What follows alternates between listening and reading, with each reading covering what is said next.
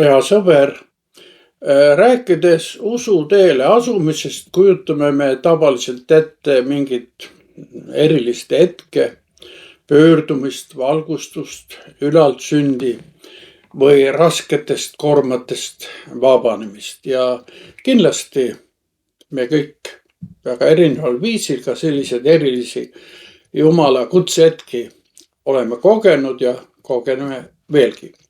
Kuid pühakiri ja meie vaimulik pärand tuletavad meelde, et usk ei ole staatiline seisund, vaid pidev liikumine.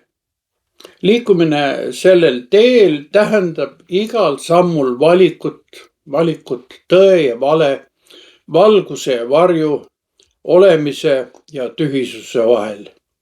Tee, millel kõnnime, ei ole alati sile ja tasane, kuid see kutsub vabadusele. Täna teeb aga see tee metafoori selle kasutamise probleemseks asjaolu, et kaasajal ei räägita enam ühest õigest teest või rajast, vaid pigem dünaamilistest võrgustikest. Puudub üks keskne tee, on vaid lugematu arv ristuvaid radu. Vale ei ole mitte teelt eksimine, vaid liikumise peatamine või dogmadesse kinni jäämine ja üks neid dogmasid siis väidetavalt on ka see üks tee. Tõde on pidev uute seoste loomine. Kõige eelneva valguses leiab Jean Baudrillard, et oleme olukorras, kus tee ja maastik on nagu kohad vahetanud. Me ei käi enam teel, mis peegeldab tegelikkust, vaid teel, mille on loonud märgid ja sotsiaalmeedia algoritmid, mis loovad üha uusi kajakambreid. Tõe tee on asendunud relativismi uduga. Nii on kaasaja pluralistlikus ja tõejärgses maailmas valik tõe ja vale vahel muutunud keerulisemaks kui kunagi varem. Me ei vali tõde enam kui abstraktset dogmat või loogilist tuletust, vaid kui isiklikku nägemust, isiklikku suhet sellesse maailma. Teiste sõnadega, tõde on midagi väga isiklikku. 19. sajandi Taani filosoof Søren Kierkegaard ütelnuks selle kohta, tõde pole tõene enne, kui see on muutunud inimese jaoks isiklikuks ja elatavaks reaalsuseks.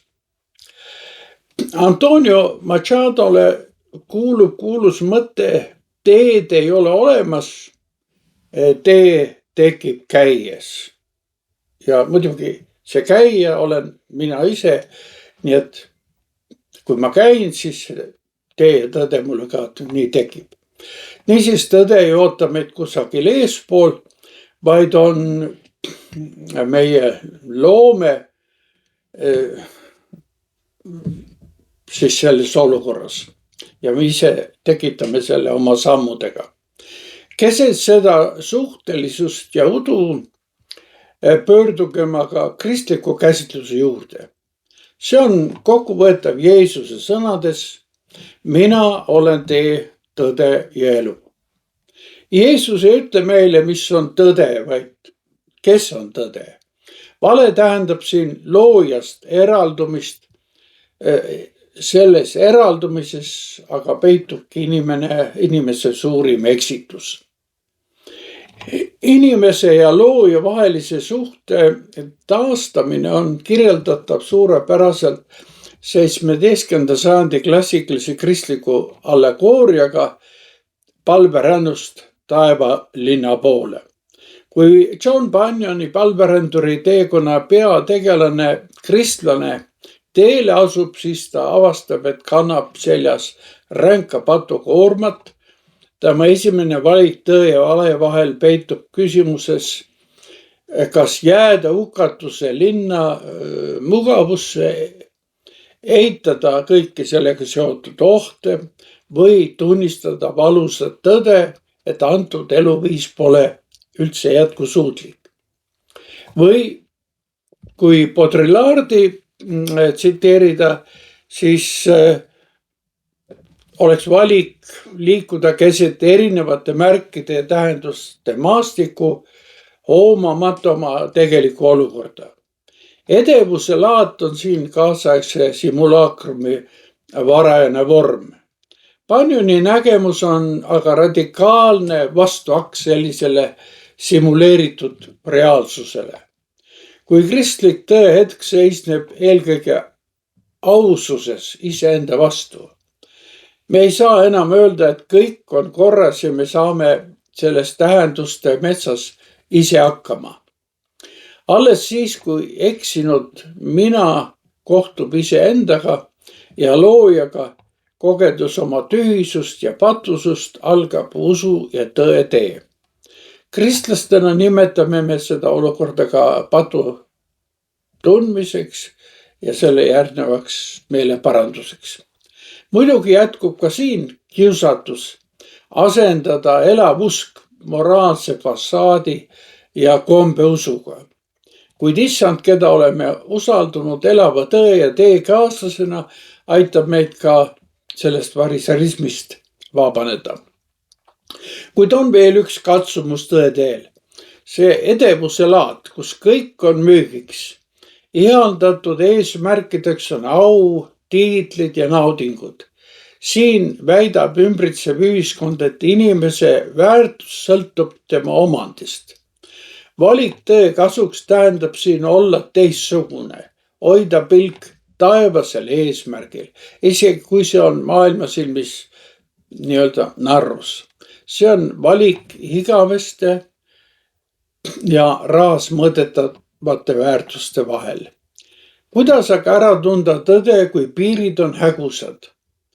Just siin on vaja vaimset eristamisvõimet. See on oskus kuulata selles kärarikas maailmas püha vaimu vaikset häält.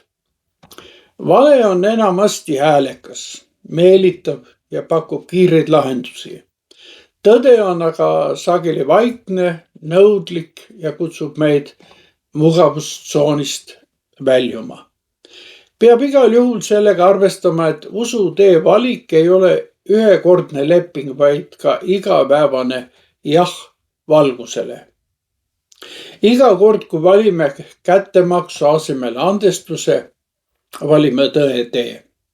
Iga kord, kui valime mugavuse asemel aususe, valime tõe. Iga kord, kui märkame ligimest seal, kus maailm näeb vaid konkurentsi, valime tõe. Lõpuks tuleb öelda, et usutee on pidev valik tõe ja vale vahel suurema vabaduse suunas. See ei ole piirangute kogum, vaid vabanemine illusioonidest. See on julgus väljuda hukatuse linnast. Olgu selleks meie endi isekus, ühiskondlik surve või vaimne leigus. See on otsus hakata sammuma vaimse kodu poole sinna, kus valedel enam ei ole kohta. Kuid kristlik tõde pole ainult õiged valikud ja eesmärgid.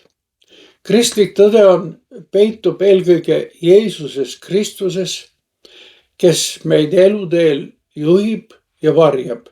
Iga kord, kui valime Jeesuse ja tema kaaslased, muutub meie sihtki selgemaks. Kristus pakub meile kaasaegses digitaalses udus teistsugust navigeerimise loogikat. Ta pakub meile isiklikku suhet elava Jumalaga. See suhe hea karjasega on nagu kompass, see ei kõrvalda udu ega muuda teed tasasemaks, kuid annab meile siiski kindluse, et astume õiges suunas. Tee ja maastik on jälle omal kohal. Me ei tammu enam eksituse linna edevuse simulaakrumis, vaid kõnnime palveränduritena taevalinna poole. Ja selles seisnebki kristliku tõe võlu. Hea sõber, soovin, et võiksin sinuga seal taevalinnas kord kohtuda, aga seniks nägemiseni.